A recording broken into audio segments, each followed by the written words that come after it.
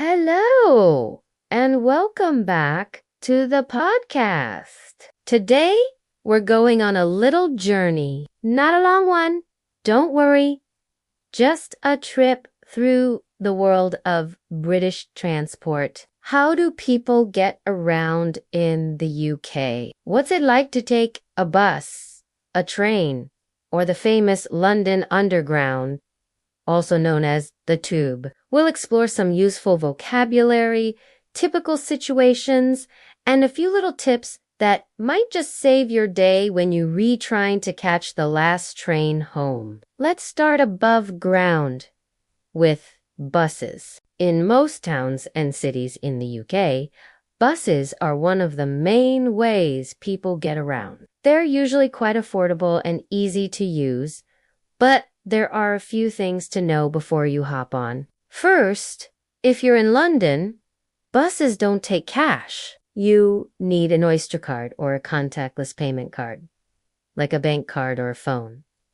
You just tap the card on the reader when you get on. In other cities, like Manchester or Bristol, you can still pay in cash, but it's always best to check in advance. In London, bus fares are simple. You pay a flat fare for any journey, no matter how far you go. And if you change buses within an hour, you don't pay again. It's called the hopper fare. When you wait for a bus, you usually stand at a bus stop, and many stops have digital screens showing when the next buses will arrive. Sometimes, though, you still need to stick out your hand when the bus comes. A little wave to show the driver you want to get on. Otherwise, the driver might just keep going. Once you're on board, most people head upstairs if it's a double-decker bus, especially tourists. But locals do it too. It's often quieter upstairs, and you can enjoy the view. When you're ready to get off, you press one of the red stop buttons. A bell will ring, and a little sign will light up that says bus stopping. That's your signal to stand up and get ready. Now, what do people say on the bus?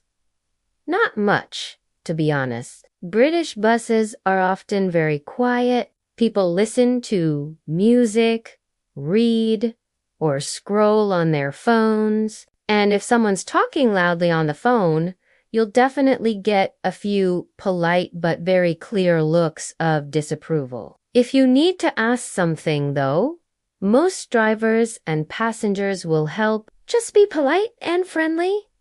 Maybe start with, "Sorry to bother you," or, "Excuse me, could you tell me if this bus goes to..."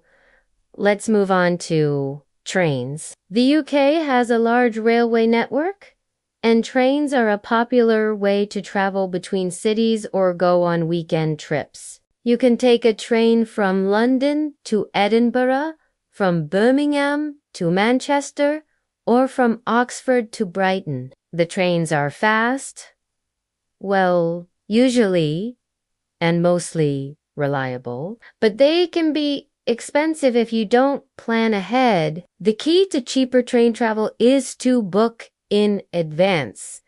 You can do this online or at the station. Look for something called an advance ticket. It is much cheaper than buying a ticket on the day. You can also buy something called There are different types for young people, seniors, couples, and even for people who travel mostly in London and the Southeast.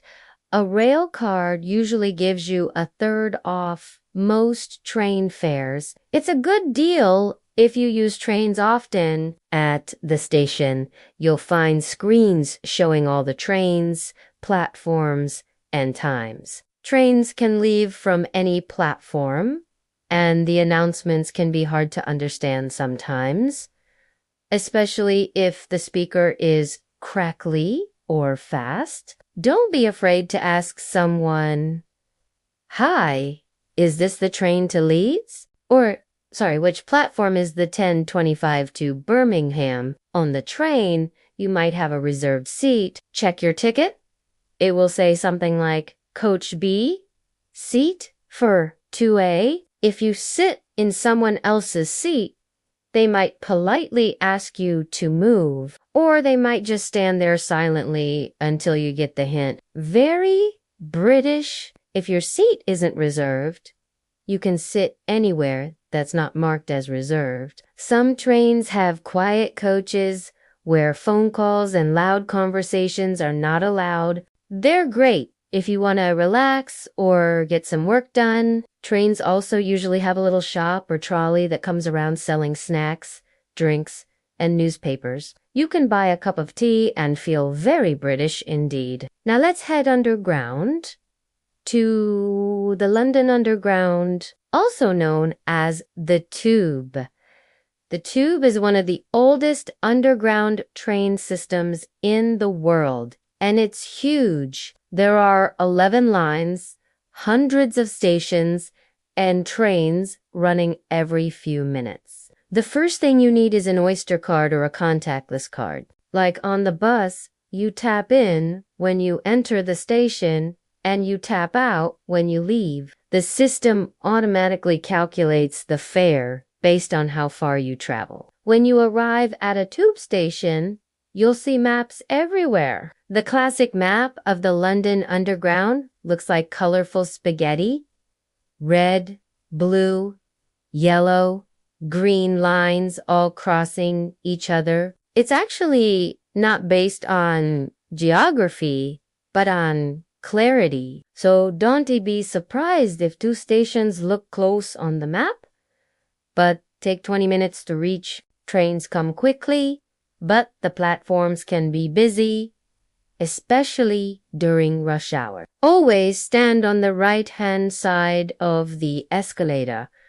The left side is for people walking. If you stand on the left, someone will probably say, "Excuse me," in a very polite but urgent voice. When the train arrives, wait for people to get off first. Then step on quickly. The doors won't stay open for long. Inside the tube, things are quiet. People don't really talk. You'll see lots of reading, listening to music, or just staring at nothing. It's not that people are unfriendly. They just like their space. If you need help, you can ask a member of staff. Most stations have someone in uniform who can give directions or help with your ticket. And there are signs everywhere. Maps, platform numbers, and even posters explaining how to get to tourist spots. One more thing about the tube, and really all public transport in the UK, punctuality is taken seriously. If a train is delayed by 5 minutes, it's considered news. You'll hear people saying, "Typical," or "always the same with this line." Even buses that are 1 minute late sometimes get a dramatic sigh or someone checking their watch in a very theatrical way. But that's part of the fun of it all. Traveling in the UK isn't perfect, but it has its charm. Whether it's the double-decker bus ride past Big Ben, a peaceful train ride through the countryside, or the hustle and bustle of the tube at 8 a.m. There's a rhythm to it. And once you learn it, it all starts to feel quite natural. So how can you feel confident using public transport in the UK? Always check the route before you travel. Google Maps works well, but so do local apps like City Mapper in London or the National Rail app for trains. Have a payment method ready? Oyster card, contactless, or exact cash if you're outside London. Watch how others behave in the UK. People don't always talk to strangers on public transport, but they're usually happy to help if you ask nicely. And always leave a little extra time. Trains and buses are usually on time, but you never know when there'll be traffic delays or a surprise announcement about signal failure. Let's end with a few useful phrases you might hear or need. Is this seat taken? A polite way to ask if you can sit down. Does this go to Manchester? A very common question when you're not quite sure. Excuse me, is this the right platform for the 3:15 to Oxford? Great for Dublin. Can I get a return to Bristol, please? If you want to buy a return ticket, mind the gap, the famous phrase you'll hear on the tube. It means watch your step when getting on or off the train.